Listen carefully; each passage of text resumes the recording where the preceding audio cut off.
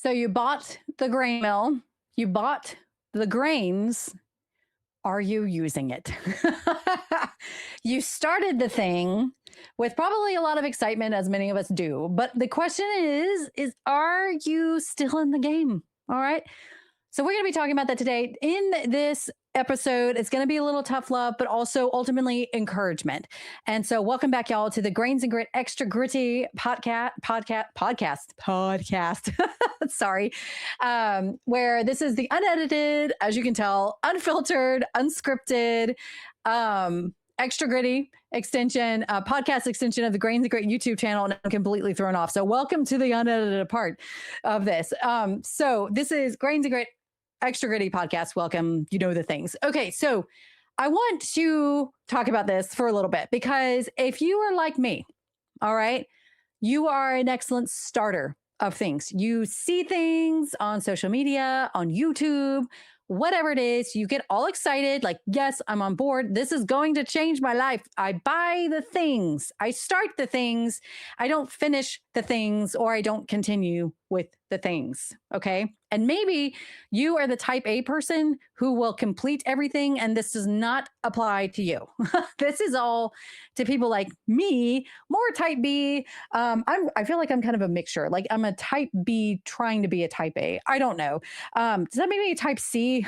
I don't know. But anyway, I want to talk about this because I am actually seeing this a lot where people say, okay, I bought the grain mill, but it's sitting in the box for months because I'm scared to try. I haven't found time to try. I'm intimidated to try, whatever it is. So this is for y'all. If you have, the grain mill is still sitting in the box, or you started it and then you got off trail, something happened and you stopped doing it. You're now back to buying store-bought bread. So this is for y'all. You bought the things. Are you still using it? How's it going? And I want to encourage y'all if you're needing a bit of a kick in the pants because you stopped. So first of all, let me address to those people that have bought the grain mill, but it's still sitting in the box. And to those people, because you're scared to try, and I understand how intimidating it is to start milling your grains, baking bread, especially if you have never baked anything in your life. If you were like me, when I started, I barely knew how to cook. I was still learning how to cook, and I'd never baked hardly ever. The extent of my baking was taking like the instant pack of muffins and like you add water and then you dump it in a muffin pan. Like that was my baking, or like the frozen cookie dough. That was the extent of my baking. Okay. So I understand how way overwhelming this could be, but I want to encourage y'all to go ahead and start. Just know you will make mistakes to begin with, but you're never going to learn and make those mistakes with your grain mill still sitting in the box. So you're going to have to you can do this. You can do this. Okay.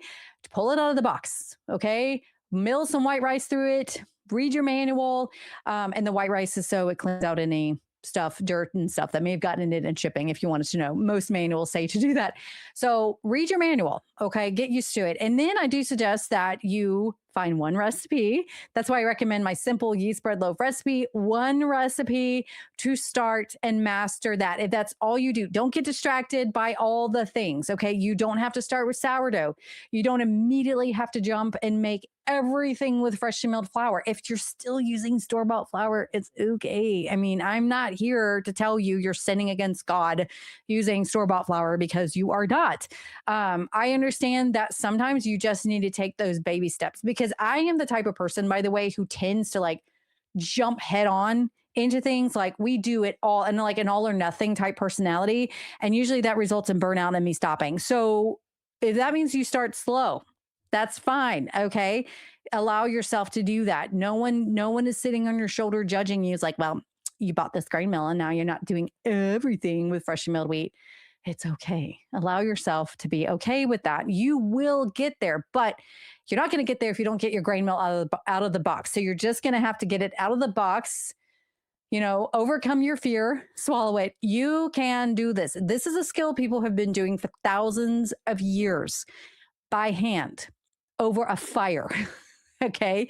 You can do this. Get it out of the box. And I encourage you to do that today. Determine yourself, I'm going to get it out of the box. And even if all you do today is get it out of the box, read your manual and mill some white rice through it to clean it out.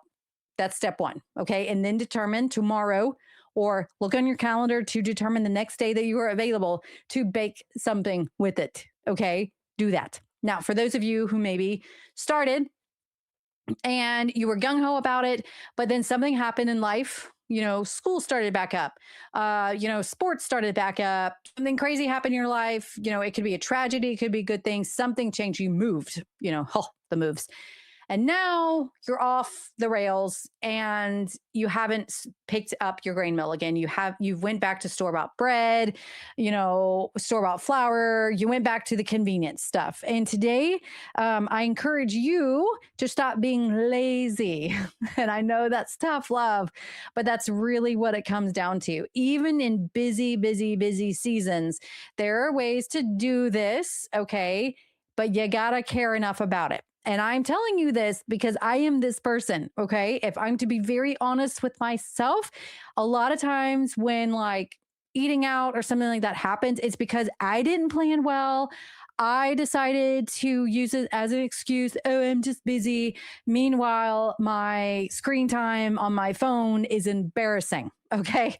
So, yeah. Did you watch TV? How much time did you spend on your phone?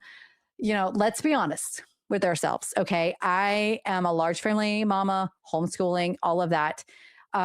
Yeah, it can be done. It is not always easy and convenient, but it can be done. You just may need to be a bit creative, which leads to the third thing that I've learned in my life. And that is sometimes you really have to be creative and really change things up. So I think another way that this happens is like you had a good system and then something came along. This kind of goes with the last one, but it's usually something big and a bit more permanent that came along that really threw a wrench into your gears. So I say this because what came to my mind is when my husband was shot, and I feel like I mention this all the time, but it is like, it still is new in our lives and still life changing for us. So my husband was shot 5 times. He's now paraplegic. Okay. That was March of 2025. He's now paralyzed, waist down. You want to talk about a wrench thrown into life, into the gears. That's it. Okay. It does not have to be as dramatic. It could be a move. It could be you had a new baby, which is wonderful. There are just things in life that just permanently changes it. It's those permanent change. It's not a temporary thing. Like we are temporarily, doing, I don't know, VBS at church. We are temporarily doing this particular sport. I'm talking about the big permanent type things. Moving is permanent. Having a baby, hopefully it's permanent. And big changes, and that can really throw things off. And so in that case, that's where you may have to just let go of your old system. If you're not starting because you're trying to wait for the moment that your old system fits into that new life, I'm here to tell you it may not ever happen. And so you may have to completely rechange things. So let me give you an example. This is something I am starting to consider for me because even for me, it's like really hard. So I've been milling my grains for over a decade. Okay. And since my husband was disabled and everything and dealing with all of that, our lives have changed so much. Like, oh my word, I could write a book. So it has drastically changed. Now we are still dealing with extra stuff on top of that. So we are still in the things are settling down a little bit, and getting more predictable. But we still have some things hanging over our head. So right now, as of this recording, we still have, for example, the trial coming up for the man who shot my husband. That's still like a loose end out there. And it kind of is like, there are hearings and, depositions, and there have been things that are very much out of our control, that we're having to work around. So there are still things like that. We still have doctor's appointments and therapies and things like that are at least thankfully starting to slow down and be more predictable. So I'm saying all this to say that there are certain things in my life that we've had to radically change, like way out of the box change. And one of those things that I'm starting to consider is freezing my bread, which I know to some people may not seem that radical. But for me, sometimes like, because I'm now to the point where when the week starts going, it's like, whew, I mean, insane, not a moment to breathe sometimes and to like make bread. Now, for me, it's not so much the bread because thankfully before this, one of my oldest child knows how to make bread and they know how to make it almost as good as me, like pretty much as good as I do, still tweaking a little bit. But thankfully, this oldest child of mine has pretty much started taking over the bread baking because they are a little bit more available than I am at times. So I'm so thankful for that. So that actually may be one change to make is start outsourcing something like this. So if you can afford it, which I know would be way more expensive, if you know someone who's making bread from freshly milled wheat and you buy the bread from them, that's one thing. I wouldn't recommend that because that would be way expensive. But for some people, you have the money, not the time. So that's something that you may want to consider.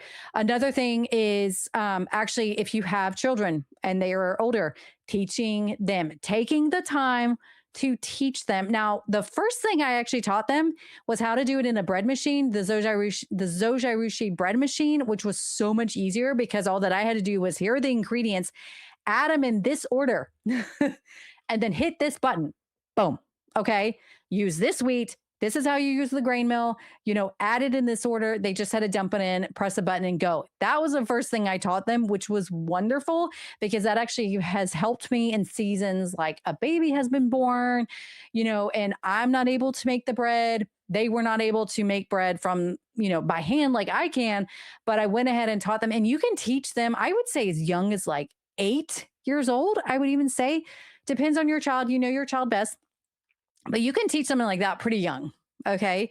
And they can do that, and they'll be so excited, like they love to help, and they can keep bread going. It's not going to be like the variety, but it's still going to be good bread for now. So that's another thing to do. But for me, one thing I want to start doing is actually looking at making freezing my pasta because pasta I've done an episode I don't know if it's before or after this one where I talk about how I'm not a purist.